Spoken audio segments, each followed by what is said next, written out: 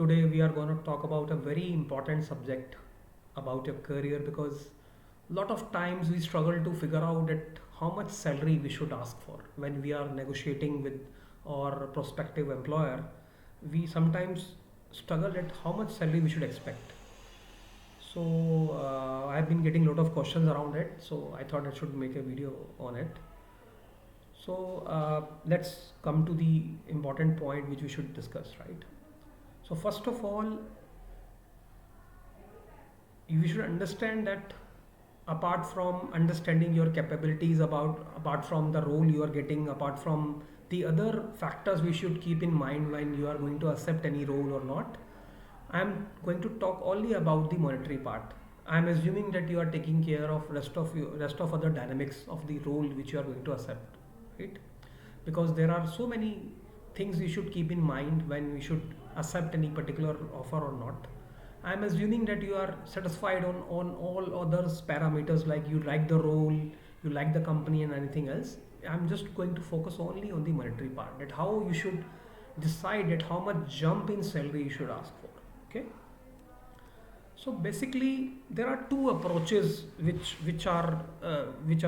can be used in this scenario. One of them is a percentage of current salary.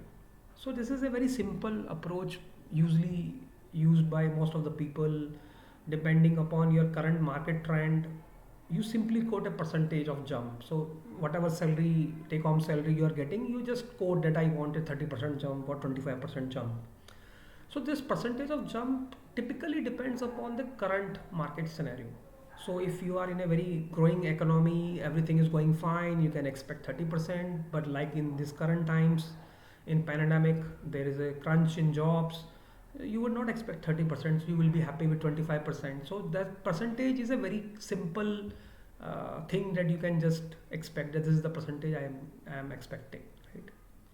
The second approach is that rather than going towards the percentage in your salary in terms of what you're getting, you follow another systematic approach where you do little bit of homework, you do little bit of workings, and then you quote your minimum salary in absolute amounts, not just as a percentage. You figure out that this is the minimum amount I would require. Okay. So how do we work out the jump in savings? Because jump in percentage of a salary is a very simple thing, right? So first of all, we should assume that you are going to accept this offer for the purpose of this working. Secondly, list out all the costs which are directly linked with your either accepting or rejecting this offer. So these costs which you list can be tagged into three different categories. One are your monthly cost. For example, home, rent, your fees of school for your kids, grocery. So these are, because these costs are very typically can be different from one location to another location, from one country to another country, depending upon the cost of living of the particular location or country, right? The second kind of cost are annual costs. So there are certain costs which you have to spend annually. For example, and because if you are staying in a place which is far away from your hometown, you at least have to have one or two travels coming back to your home, your annual insurance. Some countries wants you to take insurance compulsorily. There's no choice, you have to take it, right? Similarly, the third kind of cost which are involved is one time cost. For example, when you are moving from one location to another, there are relocation cost involved. You have to spend a lot of money in getting admission for your kids into a new school. Various costs in terms of uh, going into a new home, you have to spend a lot of money there, right? So the next thing I would like to tell you is that check with your prospective employer, because sometimes what happens is that when they offer you and they know that you are moving from one location to another, sometimes as a practice they offer you that some of these costs they are going to bear directly. For example, some companies offer that they will bear your annual insurance cost. Some companies usually say that when we are offering you and you are already in another city, we will bear a part of your relocation cost, if not full, maybe a fair cost of your relocation. So check with your prospective employer that in case I accept this offer, what kind of what are the costs you are going to bear, and what are the costs you are not going to bear. Okay. Obviously you can negotiate with them. There's no harm in negotiating. So for example, company may say that, or the prospective employer may say that they'll just pay 1 lakh rupees or 1 lakh dollar or whatever. So you can negotiate that I have to spend a lot, I am, please reimburse me more, whatever. You can negotiate. There's no harm in that. So coming back to the working, for the purpose of this working, please ignore all the cost which are going to be paid by the prospective employer, either directly or through reimbursement, because they are not going to impact your decisions, right? They are going to be there because, but they are going to be paid by your prospective employer, so they are not going to change your decision. Now calculate how much money you would be spending annually from your own pocket.